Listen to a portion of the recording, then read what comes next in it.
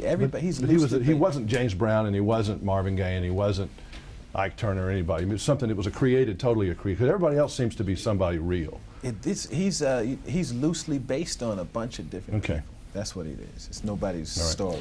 Congratulations on this. I love this movie, and I will definitely go see it again. Did you beg them to be in it, or did they beg you? No, it was no begging. When they called me, I was familiar with the material, so I was interested in the material. But in the beginning, it was like, we're making this. This is a labor of love. No one's getting paid, and I was like, well, I don't love anything that much. Plus they've screwed up a lot of musicals.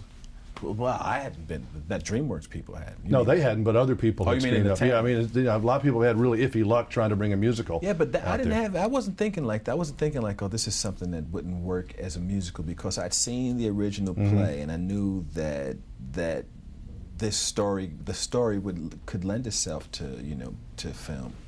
A lot of people don't realize you could sing. I mean, I never forgot about you singing. I just never knew how serious you were about it. If, like right now, we could turn back the hands of time and push a button, and you could have a big, big movie debuting tonight at Radio City where everybody would scream and go, Eddie! Or we could have a sold-out Madison Square Garden that everybody was there to see you. Which one of those would you take? I don't know.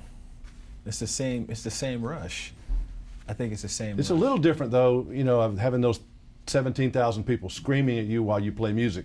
That is a different vibe. I've been on stage doing stand-up, and I've been on stage with my band, and there's more people when you do stand-up. Yeah.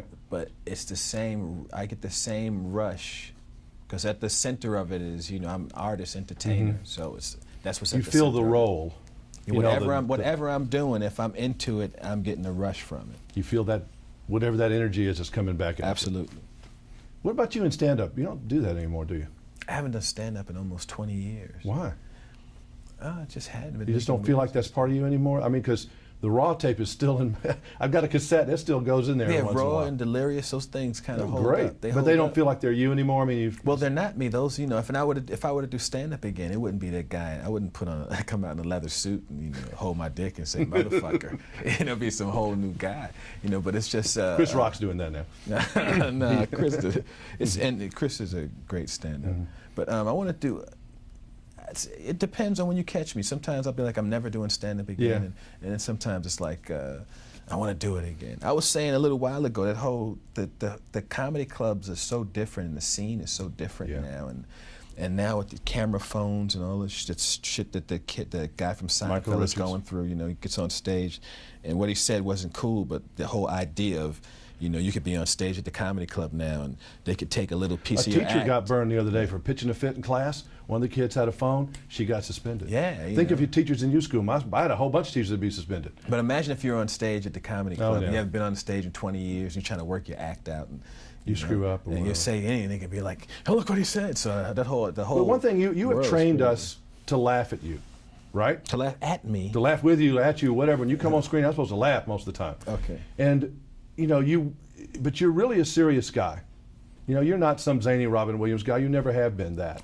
You want us to take you seriously in this part too, because this is a serious role. There's no comedy in this, I don't think.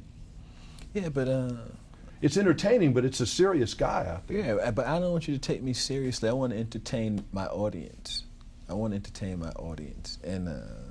And Robin Williams and those guys, they're zany on camera, but behind the scenes, those guys aren't zany. Yeah. In fact, most of the comedians I know are not zany people.